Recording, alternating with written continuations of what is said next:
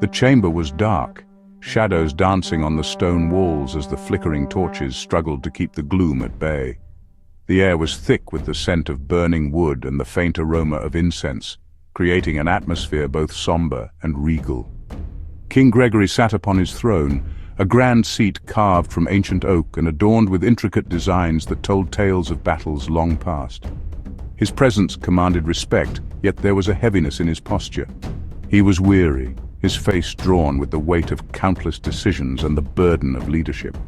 The lines etched into his skin spoke of sleepless nights and endless worries. He rubbed his brow with a calloused hand, the rough skin a testament to years of wielding a sword and bearing the crown. His eyes, though tired, still held a spark of determination. Sir Joseph's voice was steady, respectful, yet carried an undertone of urgency as he addressed the king. Sir Joseph strode into the room, his armor clinking softly with each step. The grand hall echoed with the sound, amplifying his presence. Clad in full plate armor, he was a formidable sight, the polished metal reflecting the dim light of the torches. He moved with the grace of a dancer, each step deliberate and controlled, a testament to his rigorous training and discipline. King Gregory's voice was deep, resonant, carrying the weight of his authority and the gratitude he felt for his loyal knight. 3 more figures entered the room behind Sir Joseph, their footsteps barely audible on the stone floor. Quinton, the mage, was draped in dark blue robes, the fabric shimmering with hidden runes that glowed faintly in the dim light. His face obscured by a deep cowl, only the glint of his eyes visible, hinting at the vast knowledge and power he possessed. Beside him walked Raymond, his bow and quiver slung across his back, the arrows fletched with feathers from exotic birds. He moved with the fluid grace of a predator, his eyes constantly scanning the room, ever vigilant and ready. Trayana, the healer, brought up the rear, her presence a calming influence on the group. Her gentle demeanor belied the immense power she wielded, her hands already glowing with a soft white light, a sign of her readiness to heal and protect. The room seemed to brighten slightly with her arrival, a beacon of hope in the dark chamber. The king stood and addressed the 4 heroes. "You are the bravest and most skilled in the realm," said King Gregory. "I have a task for you." Sir Joseph stepped forward and asked, "Tell us what troubles you, your majesty." He placed a hand on the king's shoulder. Sir Joseph was a head taller than the aging king. "To the east lies the Kolbald Cave," King Gregory explained. "It is there that they gather and plot." The word Kolbalds sent a chill down Raymond's spine. The very name sent a chill down Raymond's spine. He had seen their handiwork firsthand. "Their leader is a fearsome Dragonborn," King Gregory continued. "He must be stopped." The mouth of the Kolbald Cave yawned before them. It was a jagged wound in the earth, dark and foreboding. The air was thick with the stench of decay and the promise of danger. They stayed close together. They entered cautiously, their weapons drawn. The air inside was heavy and still. The darkness was absolute, save for the faint ethereal glow emanating from Trayana's outstretched hand. She muttered a silent prayer to the light, and the glow intensified slightly, pushing back the shadows. Raymond nocked an arrow, his eyes scanning the darkness ahead. He could hear the scuttling of claws on stone and the guttural snarls of the kobolds. They pressed onward, deeper into the darkness. The passage narrowed, the walls closing in on them.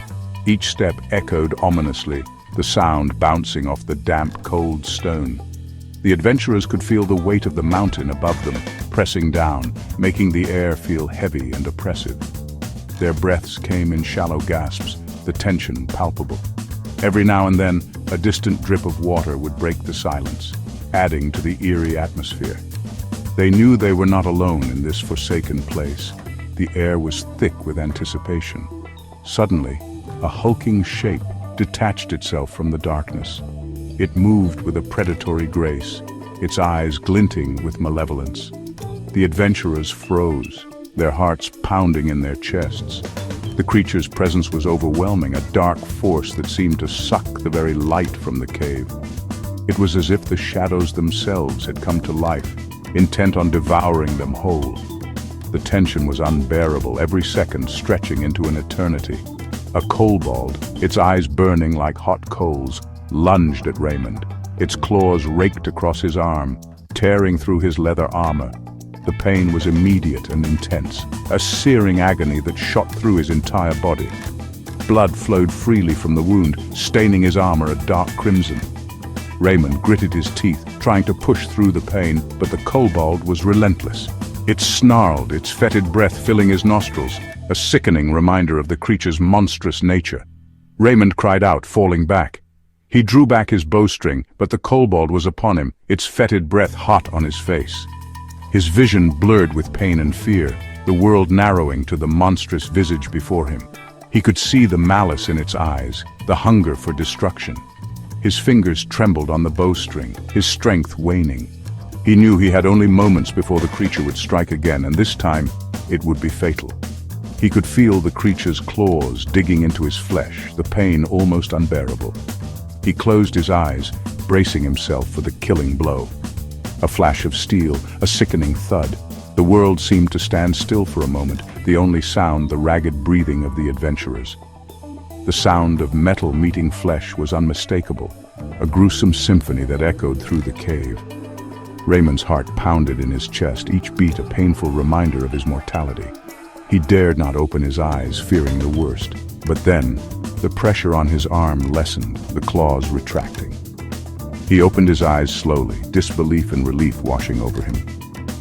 Raymond opened his eyes to see Sir Joseph standing over him, his sword dripping with black, ichorous blood. The Kolbald lay still at his feet. Sir Joseph's face was a mask of grim determination, his eyes scanning the darkness for any further threats. The other adventurers gathered around, their expressions a mix of relief and exhaustion. They had survived the ambush, but the cost had been high. Raymond knew they had to press on, but for now, they allowed themselves a moment of respite, grateful for their narrow escape. Section 5. The Kolbald's Lair. They emerged into a vast cavern, the air thick with the stench of blood and decay. Kolbalds milled about, their eyes glowing menacingly in the flickering torchlight. At the far end of the cavern, a throne of bone had been erected. Their leader stood out among them. Seated on the throne, a figure of immense size and power regarded them with cold, reptilian eyes. His scales shimmered like polished obsidian in the torchlight, and behind him 2 great leathery wings folded like those of a monstrous bat. The Dragonborn rose from his throne, his voice a deep rumbling growl that echoed through the cavern. "You dare trespass in my domain?" he roared. The adventurers stood firm. "We are here to end your tyranny," they declared. One of them drew his sword, the steel gleaming in the torchlight. The Dragonborn laughed, a harsh, grating sound. "Fools! You think you can challenge me?" he bellowed. He spread his wings, unleashing a torrent of fire that roared towards them. "Trayana!" one of the adventurers shouted. Trayana raised her hands, a soft white light enveloping them in a protective barrier. The fire washed over them, but they were unharmed. The battle was joined. Raymond fired arrow after arrow into the heart of the Kolbald ranks, each shot finding its mark. Quinton unleashed a torrent of fire and ice, his magic scything through the enemy. Sir Joseph, a whirlwind of steel and fury, cut a path through the Kolbalds, his sword drinking deep. But for every Kolbald that fell, 2 more seemed to take its place. They were slowly being overwhelmed. They couldn't hold them forever. Raymond gasped, firing 2 arrows in quick succession. He ducked behind a stalagmite as a ball of fire exploded against it. They had to get to the leader. He was the key.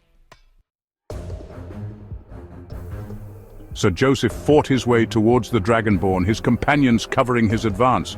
The Dragonborn laughed, a cruel, mocking sound. The Dragonborn taunted, "You think you can defeat me? I am invincible!" Sir Joseph said nothing. He raised his sword and charged. The Dragonborn met him head-on. Their blades clashed, the sound echoing through the cavern. Sir Joseph parried a blow that would have cleaved a lesser man in 2. He pressed his attack, driving the Dragonborn back. He saw an opening and took it. His sword plunged deep into the Dragonborn's chest. The Dragonborn roared in pain and fury, his eyes widening in disbelief. Then he collapsed, his body crashing to the ground with a deafening thud. A hush fell over the cavern. The remaining Kolbalds, leaderless and demoralized, turned and fled back into the darkness. The once chaotic and echoing chamber now stood eerily silent, the only sound being the distant drip of water from the stalactites above. Shadows danced on the walls, cast by the flickering torches that had been hastily abandoned. The air was thick with the scent of sweat, blood, and the lingering fear of the creatures that had just been vanquished. Sir Joseph stood over the fallen Dragonborn, his chest heaving. He had won, but at a cost. His armor was dented and scratched, a testament to the ferocity of the battle. The Dragonborn lay motionless at his feet, its once fearsome eyes now dull and lifeless. The knight's breath came in ragged gasps, each one a reminder of the effort it had taken to secure this victory. He could feel the sting of his wounds, the warmth of his own blood. Each cut and bruise told a story of a narrow escape, a desperate parry, a moment where his life had hung in the balance. The pain was a constant reminder of his mortality, a stark contrast to the invincibility he had felt in the heat of battle. He looked down at his hands, slick with blood, and wondered how much longer he could continue this fight. "It is over." The gentle voice broke through his thoughts, pulling him back to the present. He turned to see a woman standing beside him, her eyes filled with concern and compassion. She reached out, her touch light and reassuring, a stark contrast to the violence that had just unfolded. Her voice was soft.